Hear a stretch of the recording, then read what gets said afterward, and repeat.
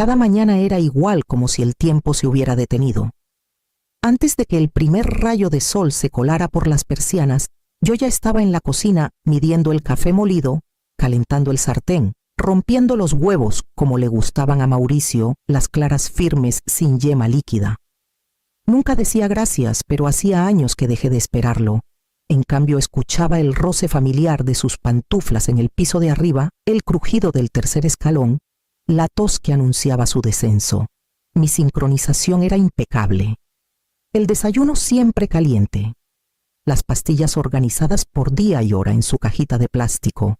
El periódico doblado junto a su taza.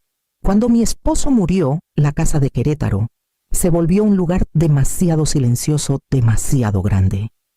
No tenía a dónde ir, no realmente.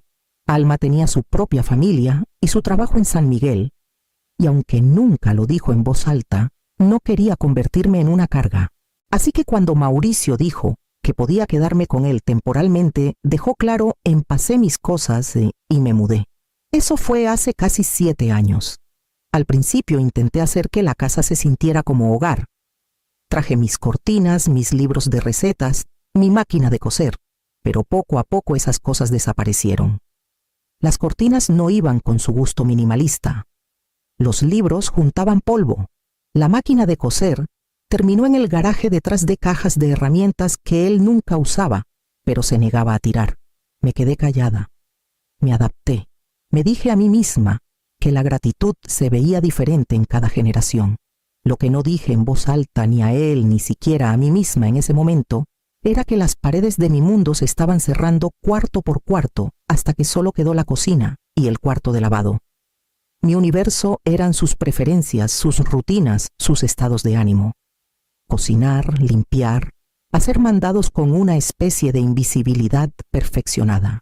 Y aún así, había días en que me regañaba por usar el detergente equivocado o por recalentar sobras que no recordaba haber disfrutado.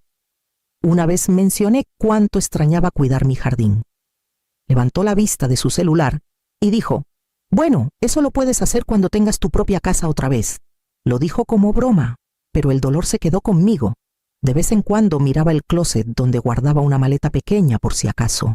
Me decía que era para emergencias, para visitas al hospital o viajes inesperados. Pero a veces me sentaba en la cama mirándola más tiempo del necesario, preguntándome cómo se sentiría salir con solo eso. Era un pensamiento que nunca expresé. No hasta el día en que todo cambió. Era justo después del almuerzo cuando sonó el teléfono vibrando contra la encimera, mientras lavaba la taza de café de Mauricio. Vi el nombre de Alma en la pantalla y algo en mi pecho se apretó. Ella nunca llamaba durante el trabajo. Respondí con un alegre «Hola, pequeña», pero su voz no devolvió la misma calidez. Mamá dijo rápido con la voz entrecortada «Es Sophie». Se cayó en la clase de gimnasia, se rompió el brazo. La taza se me resbaló un poco y me aferré al borde del fregadero. «¿Está bien? ¿Dónde está ahora? En el hospital. Está conmigo. Ya le pusieron un yeso. Estará fuera de la escuela por al menos un par de semanas y... Bueno, no puedo quedarme con ella en casa». No lo dudé. «¿Quieres que vaya?» Ella suspiró y escuché la tensión en su silencio. «No te lo pediría si tuviera otra opción. La evaluación escolar es la próxima semana, y si falto más de 2 días, afecta la renovación de mi contrato. Iré», dije, antes de que terminara. «Estaré ahí mañana por la mañana». Cuando colgué, me quedé inmóvil por un largo momento, el peso de la costumbre empujando contra la decisión que ya había tomado. Luego, sequé mis manos, subí las escaleras y saqué la maleta del closet. La puse en la cama y la abrí lentamente. Solo unas pocas prendas, algunos artículos de aseo, mi copia de El viento en los sauces. A Sophie le encantaba ese libro. No escuché a Mauricio entrar hasta que su voz cortó el aire. «¿Qué estás haciendo?» Me giré. Sophie se rompió el brazo. «Alma necesita ayuda. Voy a quedarme con ellas unos días». Frunció el ceño como si hubiera hablado en otro idioma. «¿Te vas? Así nada más ella me necesita. Puedo estar ahí», resopló. «¿Y yo qué?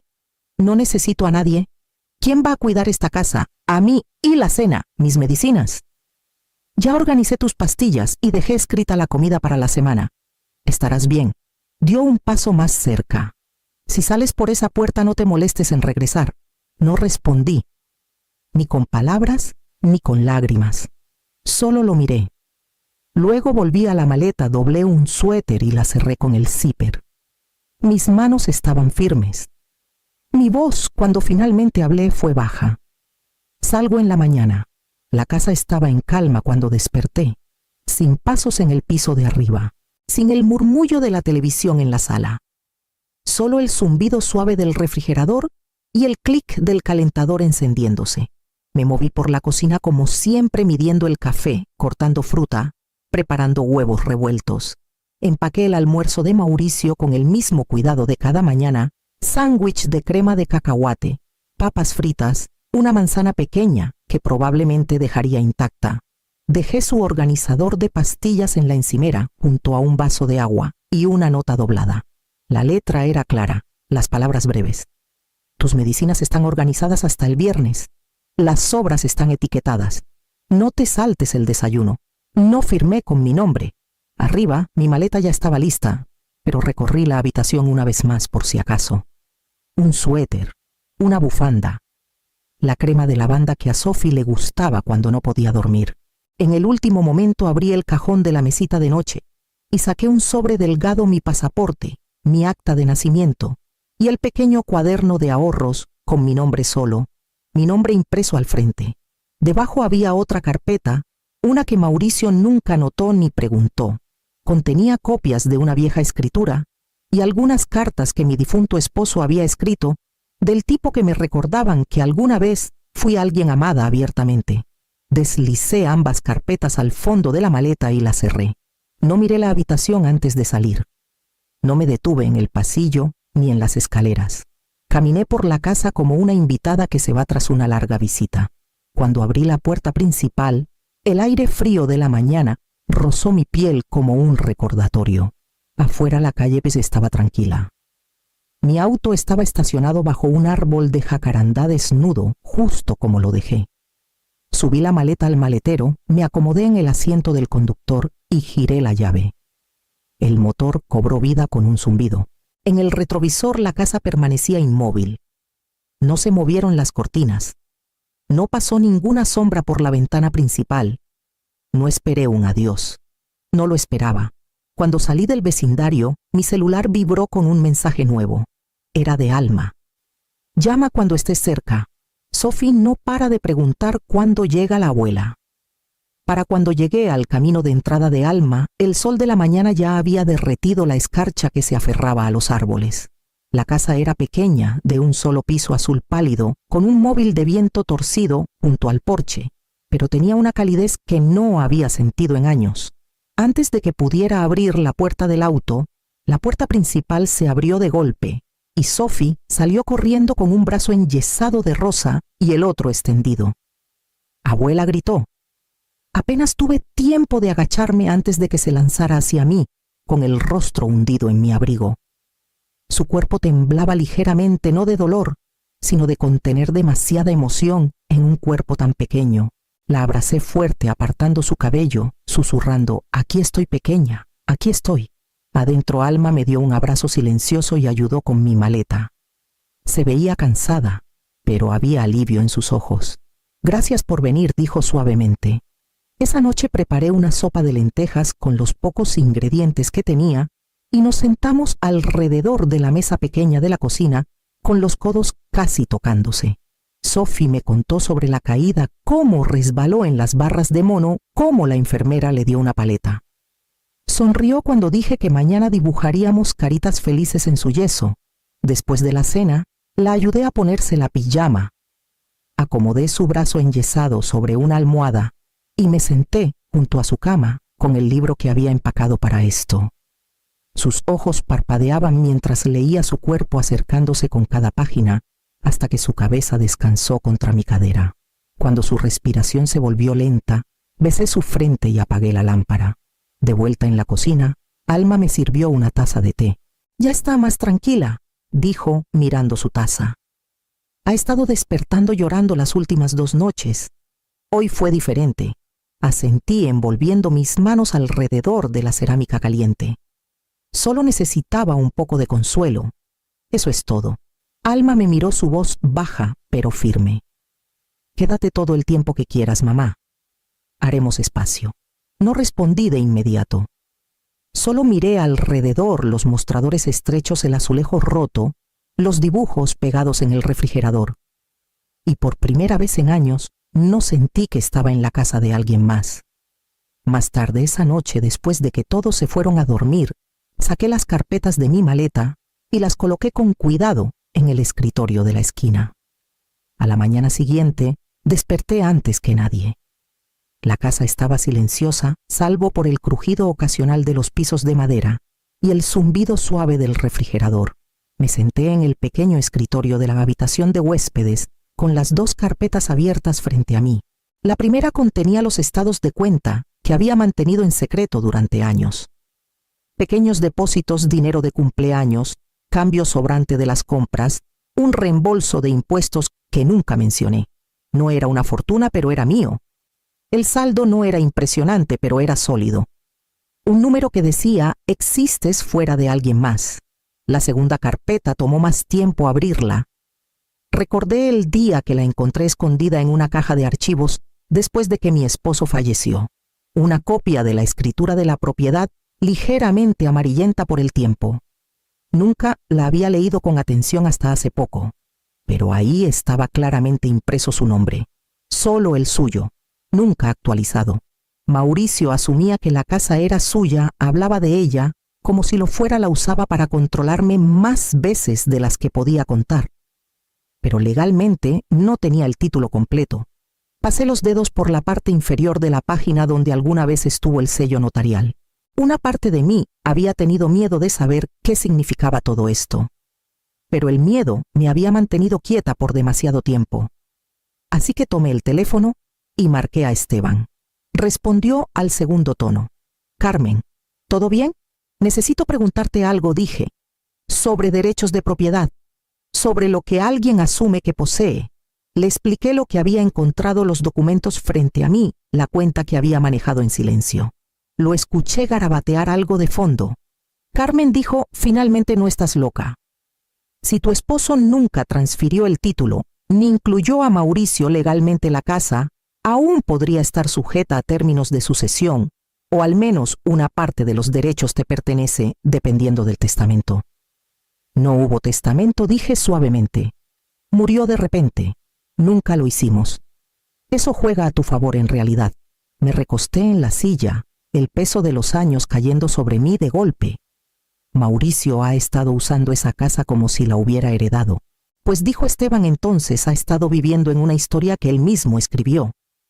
Legalmente posee mucho menos de lo que cree. No hablé. Solo miré el documento sintiendo algo dentro de mí cambiar, no con rabia sino con claridad. Todos esos años de que me dijeran que no tenía nada. Y aquí estaban las pruebas silenciosas esperando pacientemente. Después de colgar, doblé ambas carpetas, las guardé en mi maleta y las cerré con manos firmes. Desde la otra habitación escuché a Sophie llamando mi nombre. Sucedió 3 días después, justo después del atardecer. Alma aún estaba en el trabajo y Sophie y yo acabábamos de terminar de doblar la ropa cuando un golpe fuerte sacudió la puerta principal. No era un toque cortés. Era agudo, impaciente, del tipo que no pide permiso para entrar. Mis manos se congelaron a medio doblar. Sophie me miró con ojos grandes. Quédate aquí, dije suavemente. Caminé hacia la puerta con el corazón firme y la abrí lo suficiente para ver la figura afuera. Mauricio estaba ahí, con la mandíbula tensa, los ojos encendidos de furia. Se veía como si no hubiera dormido mucho, camisa arrugada, hombros rígidos de indignación. «Has ignorado todos mis mensajes», dijo con voz baja, pero hirviente. «Lo sé», respondí con calma. Dio un paso más cerca. «¿Qué haces aquí, jugando a la casita, tomando lo que no te pertenece?» No me inmuté. «Estoy ayudando a mi nieta. Eso es lo que vine a hacer. Me abandonaste». Su tono se quebró, en la última palabra más acusación que herida. «Todo ha sido un caos desde que te fuiste». «No te abandoné», dije con calma. «Necesitabas una cocinera, una limpiadora, una cuidadora, no a una madre». Su rostro se torció, pero no habló. Por primera vez en nuestras vidas buscaba un guión que ya no funcionaba. No estoy enojada, dije, pero no voy a volver a una vida donde no existo más que para servir. Esa parte de mi historia terminó. La mano de Sophie se apretó en la mía. La apreté de vuelta. «¿Realmente has cambiado?», dijo Mauricio finalmente con palabras que sonaban más como advertencia que como afirmación. No dije, solo dejé de fingir. Me miró por un largo momento, luego dio la vuelta y bajó los escalones sin decir más. Cerré la puerta con suavidad y puse el seguro con un clic silencioso. Desde la cocina la tetera comenzó a silbar. Regresé y serví 2 tazas de té, una para mí y otra para Alma, que pronto estaría en casa. El vapor subió constantemente bajo la luz suave de la habitación y Sophie apoyó su cabeza en mi brazo mientras nos sentábamos en el sofá. Esteban presentó los documentos ese jueves. El sobre se sentía más pesado de lo que su tamaño sugería cuando lo deslicé por el mostrador de la oficina de correos. Dentro estaban las peticiones iniciales para la división de bienes y la separación legal. Mi nombre en cada página, claro y bien escrito, no solo una firma al pie de un documento ajeno. Cuando regresamos a la casa, Esteban se sentó conmigo en la mesa de la cocina, mientras Sophie dormía la siesta y Alma corregía trabajos. Su voz era tranquila, profesional, pero no fría. «Empezaremos con el descubrimiento de propiedades», dijo tocando la carpeta. «Hay un caso sólido por contribución financiera a través del trabajo doméstico, especialmente si no hubo testamento formal después de que tu esposo falleció». Asentí. «Mauricio vale a estar furioso. Ya lo está», dijo Esteban. «Pero ese no es tu peso para cargar». Más tarde esa noche mi celular vibró. Un mensaje de Mauricio. «¿De verdad quieres ventilar esto en público? Bien. Solo recuerda quién pagó por todo mientras vivías bajo mi techo».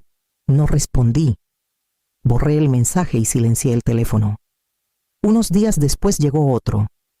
Esta vez un mensaje de voz. Su voz era más suave, casi suplicante. «Mamá, somos familia. Ambos hemos dicho cosas. Estás siendo dramática. Solo regresa a casa. Podemos resolver esto».